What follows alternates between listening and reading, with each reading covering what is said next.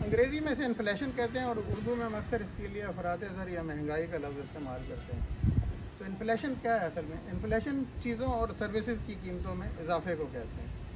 اور اس کا رونا ہم ہر جگہ سنتے رہتے ہیں کہ جی مہنگائی تو بہت زیادہ ہوگی ہے، مہنگائی بہت زیادہ ہوگی ہے. تو یہ کس وجہ سے ہوتی ہے کہ مثلا ڈیمانڈ بڑھ جائے چیزوں کی، چیزیں کم ہوں اور اس کے لینے والے زیادہ ہوں، پیسے ہوں لوگوں کے پاس، یا حکومت نے نوٹ چھاپ دیے ہیں بہت زیادہ. تو جب ڈیمانڈ بڑھتی ہے چیزیں لینے سے بہت زیادہ لوگ جا رہے ہیں، اس کی وجہ سے انفلیشن ہوتا ہے.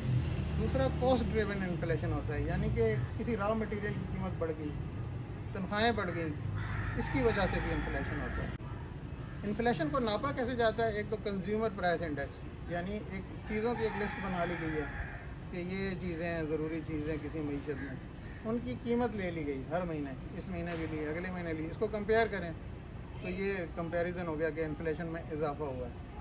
یہ CPI اس کو کہتے ہیں، کنزیومر پرائس انڈیکس. اور دوسرا زیادہ جو اس کو اکانومسٹ مانتے ہیں وہ کور انفلیشن. کور انفلیشن کیا ہے کہ کچھ چیزوں کو چھوڑ دیتے ہیں، مثلا ٹماٹر کی قیمتیں تو وقتی طور پہ بڑھ گئی ہیں، اس کو چھوڑیں آپ، باقی ضروری چیزوں کی قیمتیں لیں اور اس کو دیکھیں کہ اس کی قیمتیں پچھلے سال اس وقت کیا تھی اور اس وقت کیا ہے. تو اس سے پتہ چل جائے گا کہ کور انفلیشن میں اضافہ ہوا ہے یا نہیں ہوا ہے. اور انفلیشن بری چیز ہے یا اچھی چیز ہے؟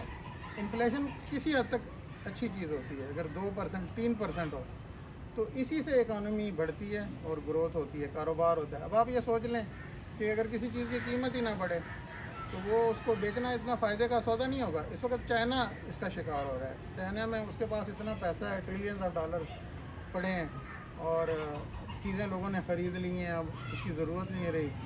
تو وہ ڈیفلیشن اس وقت رپورٹس ہیں کہ وہاں پر ہو گیا ہے. یعنی ڈیفلیشن میں کیا ہوتا ہے؟ چیزوں کی قیمتیں کم ہوں گی، پھر وہ چیزیں بنیں گی نہیں، آہستہ آہستہ ان چیزوں کا پیداوار ہی ختم ہو جائے گی، وہ معیشت ہی ختم ہو جائے گی. تو ڈیفلیشن بھی معیشت کے لیے اچھا نہیں ہوتا. اور انفلیشن بھی کسی حد تک تو اچھا ہے، لیکن جب بہت زیادہ ہو جاتا ہے تو پھر کیا ہے کہ روزانہ قیمتیں بڑھ رہی ہیں اور کرنسی پر اعتماد ختم ہو جاتا ہے آہستہ آہستہ. یعنی کہ روزانہ قیمتیں جب بدل رہی ہیں، اب آپ ایک حد تک مطلب آج چیز 10 لاکھ کی ہے، پھر 20 لاکھ 30 لاکھ کی ہوگی جیسے پاکستان میں ہو رہا ہے اس وقت. تو وہ پھر آہستہ آہستہ کیا ہوتا ہے کہ اس کرنسی پہ اعتماد ختم ہو جاتا ہے اور وہاں پہ لوگ پھر وہ ڈالر میں سودے کرنے لگ جاتے ہیں. جیسے کہ افغانستان میں ہم نے سنا تھا کہ لوگوں نے اپنی افغانی کرنسی کو چھوڑ دیا تھا، اور ابھی بھی کابل میں اور کچھ شہروں میں سنتے ہیں کہ رینٹ اور گاڑیوں کے سودے ڈالرز میں ہوتے ہیں. تو ہمارے ملک میں ابھی وہ سچویشن تو نہیں ہے، یہ ہائپر انفلیشن، لیکن انفلیشن بہت زیادہ ہے، یعنی 50% سے زیادہ بڑھ چکا ہے. تو پاکستان کی معیشت میں مسائل کی وجہ کیا ہے؟ پاکستان کی آمدنی کم ہے اور اخراجات زیادہ ہیں. بہت سی چیزیں یعنی ڈپینڈنٹ ہیں دوسرے ملکوں پر جو کہ ہم امپورٹ کرتے ہیں، مثلا پیٹرول اور کوکنگ آئل، چائے اور گندم وغیرہ، کچھ فوڈ آئٹمز بھی ہمیں باہر سے منگوانے پڑتے ہیں. تو ہماری امپورٹ بیسڈ اکانومی ہونے کی وجہ سے ہم ڈپینڈنٹ ہیں باہر سے چیزیں منگوانے پر، اور ہماری آمدنی اور خرچ میں جو فرق ہے وہ زیادہ ہے.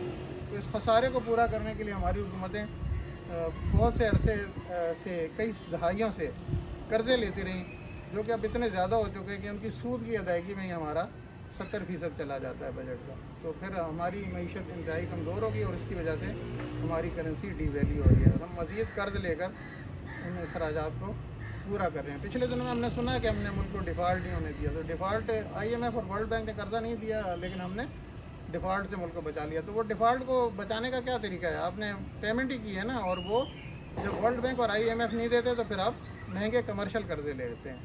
تو اس سے معیشت پہ آگے کے لیے اور زیادہ بوجھ پڑ گیا. تو پاکستان ایک وشس سائیکل میں داخل ہو چکا ہے. اور ایک اور بات جو کہ ہم اکثر سنتے رہتے ہیں، کہتے ہیں یار شاپنگ مال اور ادھر تو ریسٹورنٹس، ادھر تو اسی طرح رش ہے.